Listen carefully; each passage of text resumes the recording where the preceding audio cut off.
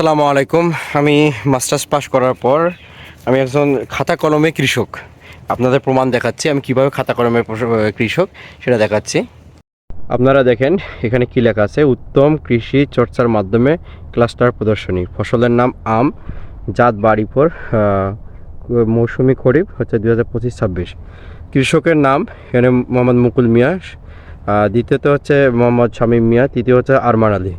আপনারা ভালো করে দেখেন, এটা আছে আমার হচ্ছে রেজিস্টারভুক্ত কৃষক, মানে আমি উত্তম কৃষি চর্চা যেটা গ্যাপ ফল বলি, সেই ফলের জন্য আমরা প্রশিক্ষণ নিছি। প্রায় আমি 3 মাস ধরে সময় ধরে আমি কৃষিকাজের সাথে জড়িত। আর ভিডিও তো আমার হচ্ছে বিগত 1 বছর ভিডিওর সাথে জড়িত, আমি এগুলো দেখাচ্ছি। আর এটা ছিল programme on agriculture and rural transformation for nutrition, entrepreneurship and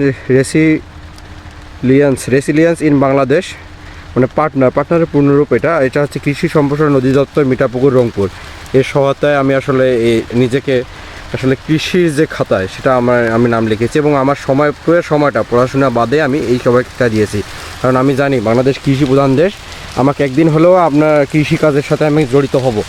আমরা আসলে আমাদের বাগানে কর্তন করছি, কীভাবে ডালগুলো কর্তন করছি এর আগের একটা ভিডিও আছে, সেখানে দেখাচ্ছি। আর আমার যে সার্টিফিকেটটা আছে সেই সার্টিফিকেটও আমি এই কৃষির যে সার্টিফিকেট আমি রেজিস্টারভুক্ত সার্টিফিকেট।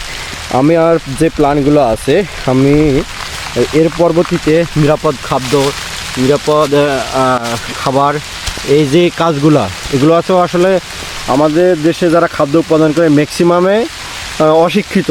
আমি মূর্খ শাস্ত্রী বলবো না, আসলে শিক্ষার দিক থেকে কম। ওষুধ যেভাবে দেয়, দোকানদার যেভাবে দেয়, এরা সেভাবেই নেয়। আমাদের টার্গেট হচ্ছে শিক্ষিত ছেলে বা শিক্ষিত মানুষ যদি কোনো একটা কাজ করে বা কোনো ফসল উৎপাদন করে, সে কিন্তু বুঝে শুনে করবে। কারণ সে একটা ওষুধ কিনলে সে সেখানে পড়াশোনা করে মানে পড়ে দেখবে যে এই ওষুধটা কী উপকারিতা, কত মাত্রায় দিলে কী হবে। কিন্তু যারা অশিক্ষিত মানুষ, কাউকে আমি ছোটো করতেছি না, এটা বলতেছি কেন, অশিক্ষিত মানুষ যারা তারা কিন্তু একটা কাজ করে, সব সময় একটা কাজ করে থাকে। সেই কাজটা হলো কি, ওরা দোকানদার যেভাবে বলে সেভাবে ওষুধ দেয়। আমাদের ক্ষেত্রে হয় কি যে আমরা কোনো ওষুধটা নিলাম, সেটা পরে দেখবো কী মাত্রায় দেওয়া, কত মাত্রায় দিলে আসলে ফসলের কার্যকারিতা হবে, আবার মানুষের ক্ষতি হবে না, কিভাবে কি প্রয়োগ করলে আমরা আসলে সেটা মানুষের স্বাস্থ্যের জন্য কোনো ক্ষতি হবে না, আবার ফসলের গাছের জন্য কোনো ক্ষতি হবে না।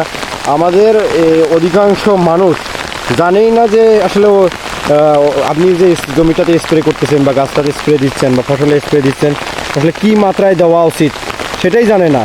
আপনারা বিশ্বাস করবেন না, আমাদের আমের সিজনে কিছু কিছু মানুষ আছে এত ভয়ানক স্প্রে করে, আপনি দেখলেও অবাক হয়ে যাবেন। ওই আমটা তো খাওয়ার তো খেলে তো ক্ষতি তো হবে।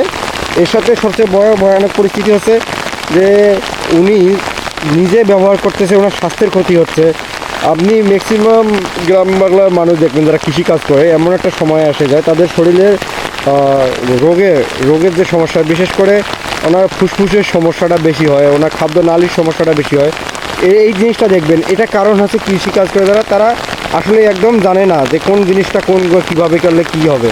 আসলে এই জায়গায় যখন কোনো শিক্ষিত লোক আসবে, আমি তো অবশ্যই অন্য কিছু করবো। পাশাপাশি এই কৃষির ক্ষেত্রে আমি আবারও দেখাচ্ছি, এই কৃষির ক্ষেত্রে আসলে আমাদের মতো ছেলেরা যারা আছে তাদের আসলে অবদান রাখা উচিত। কারণ আমরা কীটনাশকের ব্যবহারটা অরিজিনালে যাদেরকে দেই, এখানে দোকানদার শুধু টাকা দিয়ে দেয়, যে এটা বলে দেয় যে হচ্ছে এটা দেবেন 5 মিলি অমুক দেবেন, কিন্তু এনারা আসলে একুরেটটা নিজেরা জানে না, অন্যের কথা শুনে দেয়। এখানে কম বেশি ব্যাপার আছে।